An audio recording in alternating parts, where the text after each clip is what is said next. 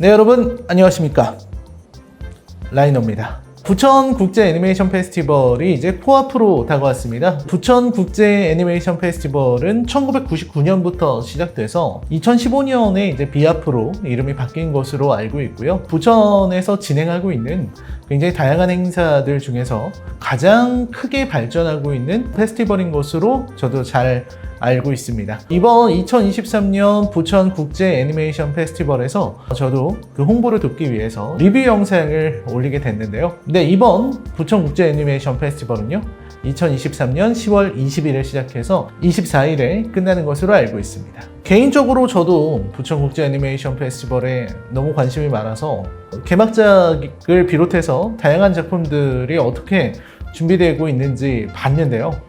일단은 진짜 좀 기대되는 작품들이 많이 있었습니다. 특히 이제 경쟁 부문에서 뭐 다른 작품들도 물론 대단했지만 샌드랜드 좀 기대되는 작품이고요. 제가 개인적으로 얼마 전에 기억하실지 모르겠지만 리즈와 파랑새 이 작품을 리뷰한 적도 있어서, 근데 울려라 유포리온 극장판 이것도 지금 경쟁작에 올라와 있는 걸 확인했습니다. 그리고 오늘 제가 소개해드릴 로봇 드림 이 작품도 말씀을 드릴 건데요. 그 외에도 지금 굉장히 기대가 되고 있는 게 카와모리 쇼지의 방안이 예정되어 있습니다. 개인적으로 굉장한 마크로스의 팬이기 때문에, 물론 이제 요즘 나오는 마크로스를 좀 안 보고 있긴 하지만 저는 이제 80년대 마크로스 TV판 그리고 극장판 사랑 기억하고 있으니까 부터 시작해서 마크로스 플러스 마크로스 7 여기까지 굉장히 열심히 봤던 사람이에요. 그리고 개인적으로 일본 버블 시대 80년대죠. 그때 일본 애니메이션의 금자탑, 그리고 당시 일본이 가지고 있었던 어떤 낭만과 허무, 요거를 잘 드러낸 작품이 저는 또 마크로스라고 생각하고 있습니다. 그래서 이번에 마크로스 극장판이 특별 상영이 되더라고요. 그래서 개인적으로 굉장히 관심이 있고요. 물론 전부 본 작품들이긴 하지만 그래도 극장용으로 상영되는 요것도 좀 보고 싶다는 생각도 들었고, 그런 작품들이 저한테는 되게 인상적으로 다가오고 있고, 그리고 한국 단편들 소개되고 있어서 사실 이런 우리나라 한국 단편 애니메이션 보는 것도 전 되게 인상적이라고 생각해요. 이럴 수 있는 기회가 그렇게 크지 않기도 하고요. 이 애니메이션이라고 하는 거는 어디까지나 더 많은 지원과 그리고 더 많은 관심이 필요한 분야이기 때문에 저도 굉장한 관심을 가지고 있습니다. 그래서 이번 부천국제 애니메이션 페스티벌 굉장히 기대하고 있고, 또 이제 축하드리는 마음으로 이제 리뷰를 해보도록 하겠습니다.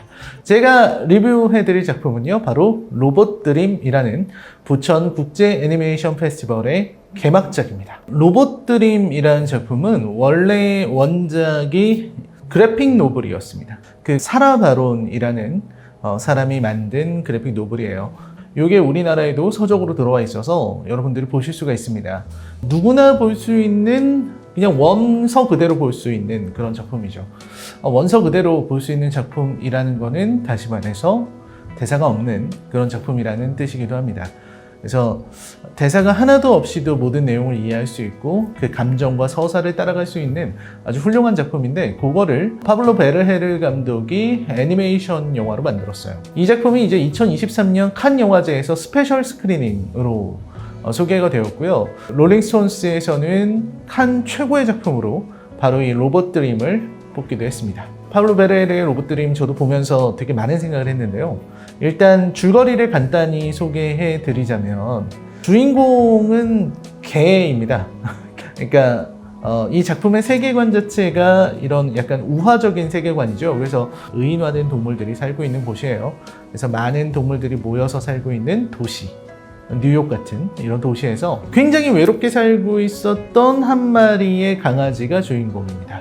마치 우리 현대인의 모습, 이런 걸 보여주고 있는 것 같은데, 집에서 혼자 있다 보니까 너무 외롭고 심심했어요. 그러다가 TV를 보고 있었는데 거기에서 이제 나오는 광고에 마음을 완전히 빼앗기게 됩니다. 그리고 그 광고를 보고서 바로 로봇을 주문하게 되죠. 그리고 로봇을 주문하고 나서 로봇을 조립하고, 그리고 로봇이 마침내 움직이기 시작합니다. 그리고 그 로봇과 이 개 주인공은 정말 깊은 친구가 돼요. 지금 여러분 예고편에 보시는 것처럼 사람이라고 표현하겠습니다. 두 인물이 다니면서 다양한 일들을 함께 하고 함께 맛있는 것도 먹고 여러 체험을 하면서 정말 깊은 우정으로 나아가게 되죠. 그러니까 누군가가 내 옆에 있어준다는 것, 누군가가 나와 함께 해준다는 것만으로도 사람은 그 외로움을 이겨낼 수 있는 거잖아요.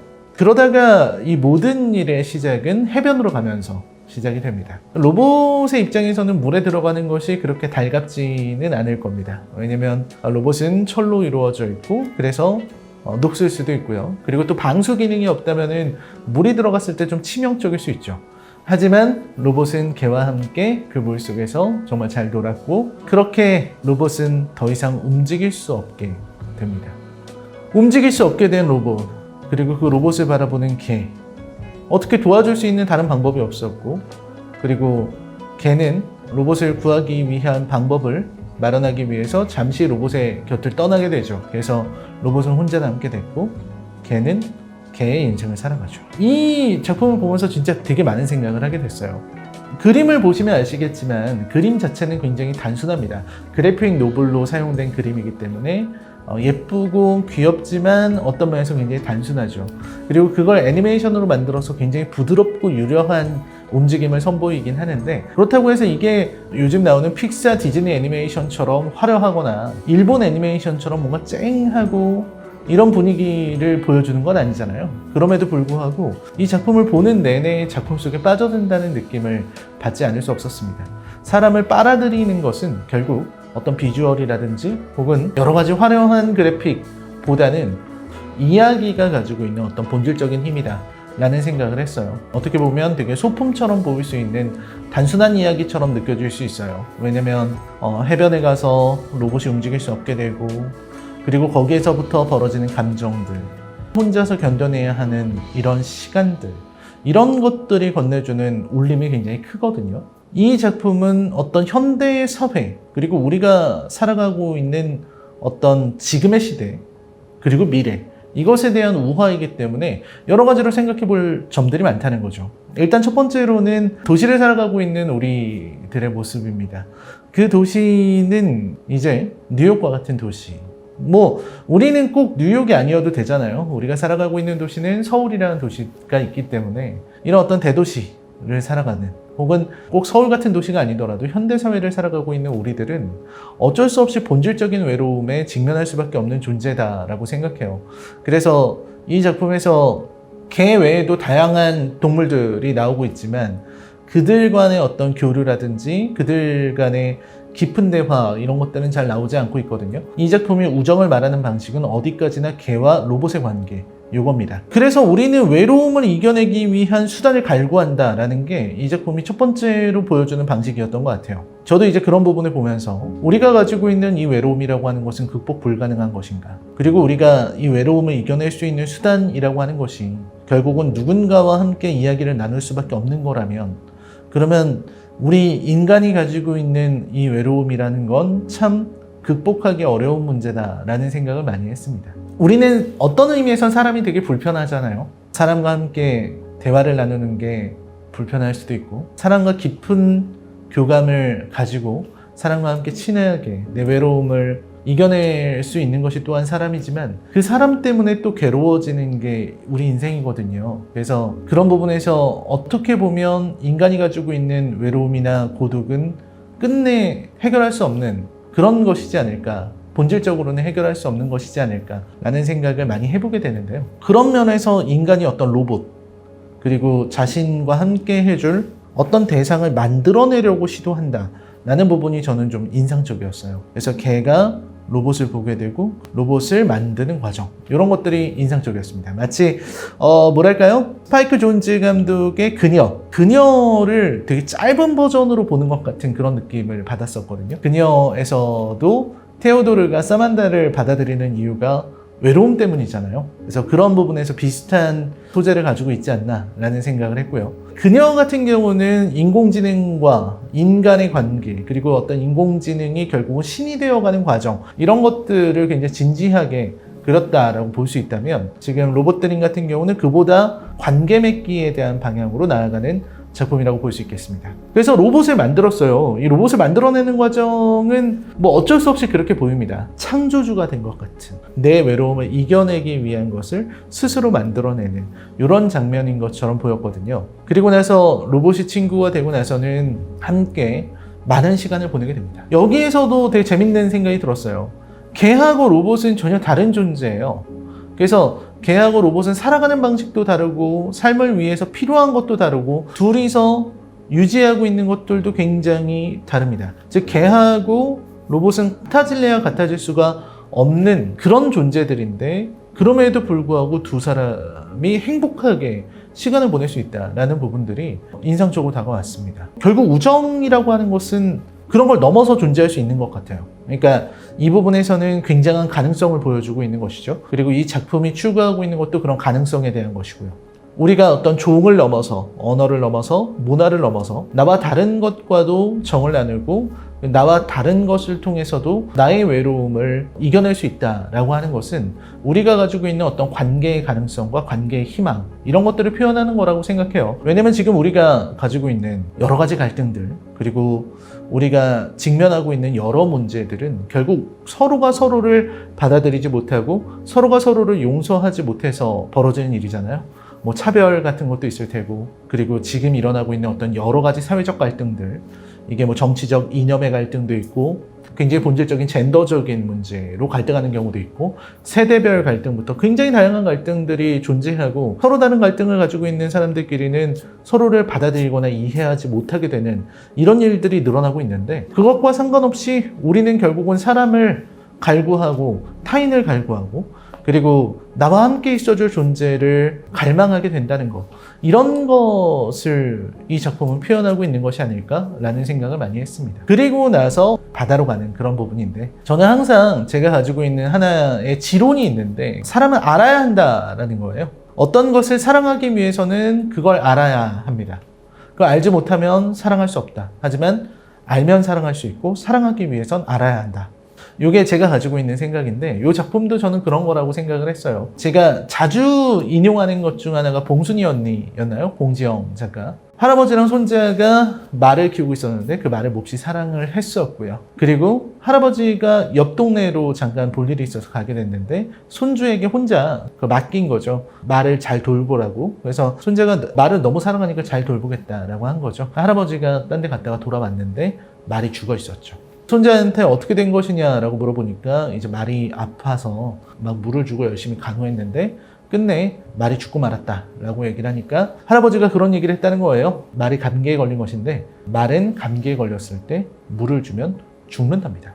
그러면서 그 얘기를 하죠. 사랑을 하기 위해서는 사랑하는 방법을 알아야 돼 라는 얘기를 하는데 저는 그게 되게 인상적이고요. 그리고 그 말이 결국 사랑에 대한 어떤 본질적인 것을 표현하고 있다는 생각을 했어요. 지금 이 주인공 강아지의 경우에는 자신이 가지고 있는 외로움을 극복하기 위한 수단으로서 자신이 가지고 있는 이 외로움을 불식시키고 그리고 그걸 중화하는 수단으로서 자신의 옆에 있어줄 로봇을 원했고 하지만 그 로봇이 있기 때문에 행복하고 즐겁고 로봇을 사랑한다고 말은 했지만 정작 로봇에게 필요한 것이 무엇인지 그리고 로봇에게 위험한 것이 무엇인지에 대해서는 생각하지 않았던 거죠.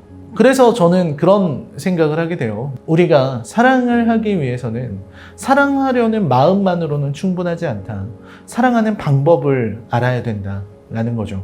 이게 남녀 간의 사랑뿐만 아니라 우리가 가지고 있는 모든 것에 대한 사랑에도 적용된다고 생각합니다. 내가 무언가를 사랑하고 그리고 그것을 소중하게 아끼고 싶다면 어떻게 해야 되는지를 알아야 돼요. 그리고 방법을 알기 위해서 노력하는 것이 바로 사랑이다라고 저는 생각을 하는데 그 작품에서 소년은 말을 충분히 사랑하지 못했고 이 작품에서도 로봇을 사랑하지 못한 거죠. 로봇을 정말로 아끼고 사랑했다면 바다에 가더라도 로봇을 물에 들어가게 해서는 안 되었을 겁니다. 그리고 이 작품은 굉장히 슬프게도 뒤로 가면서 이 우리가 가지고 있는 이 우정이라는 것 그리고 우리가 가지고 있는 사랑이나 이런 것들이 굉장히 얄팍한 속성을 가지고 있다는 것을 드러냅니다. 결국 강아지는 또 다른 로봇을 사랑하게 됐고요. 그리고 정말 우여곡절 끝에 해변에 방치됐던 로봇 역시 새로운 가족을 만나게 되죠. 그렇게 새로운 가족을 만났을 때 둘이 잠깐 마주쳐 지나가는 장면이 있어요. 그 장면이 굉장히 슬프면서도 한편으로는 뭉클하고 쓸쓸하면서도 고개를 끄덕이게 되는 굉장히 허무하면서도 긍정적인 힘을 건네주는 그런 작품이라고 저는 생각을 했습니다. 그런 거죠. 우리가 항상 어떤 관계나 어떤 사랑 이런 걸 생각했을 때 이 행복이 계속 유지되기를 바라지만 결국 인간이라고 하는 것은 결국 우리들은 너무나도 약하고 그리고 부족함이 많기 때문에 내가 사랑하는 사람을, 내가 사랑하는 대상을 계속해서 옆에 잡아두지는 못하는 것 같습니다. 그를 잡아두지 못하기 때문에 잡아두려고 하는 시도가 항상 어긋나 버리기 때문에 그렇기 때문에 우리는 헤어지고 그러면서도 또 다른 사람을 만나고 그 또 다른 사람과 또 다른 사랑을 하고 그렇게 살아가는 것이 우리네 인생인 것이죠.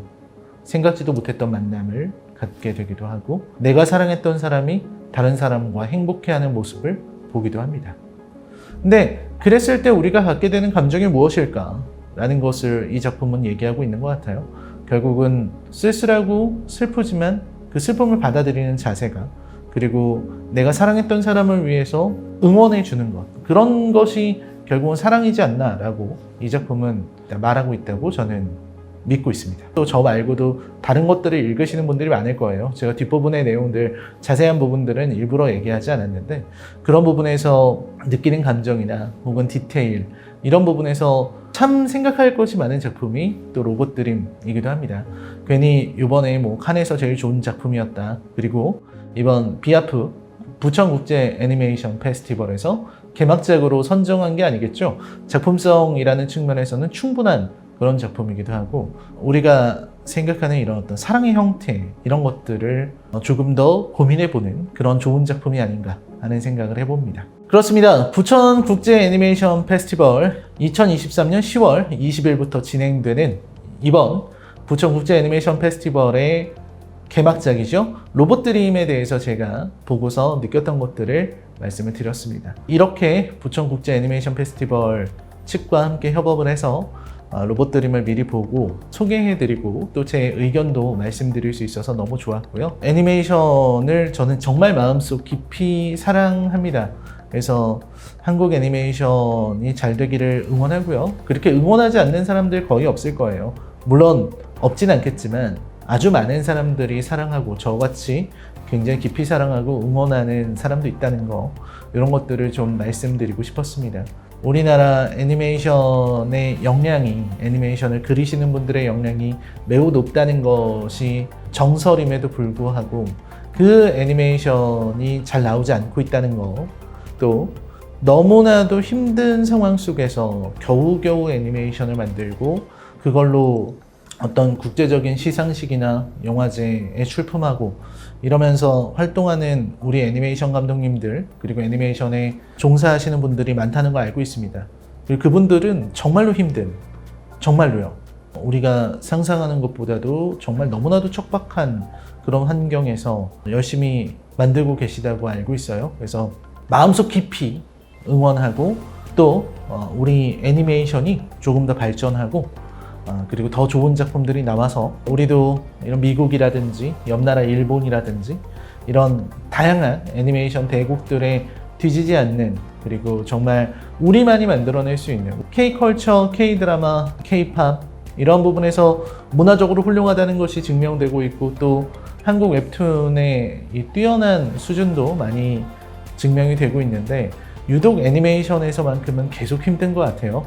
그래서 부천국제 애니메이션 페스티벌로 인해서 정말 세계 애니메이션들과 교류하고 또 경쟁도 하고 그러면서 한국 애니메이션이 더 힘차게 날아오를 수 있기를 기원하면서 저는 여기서 물러가려고 합니다.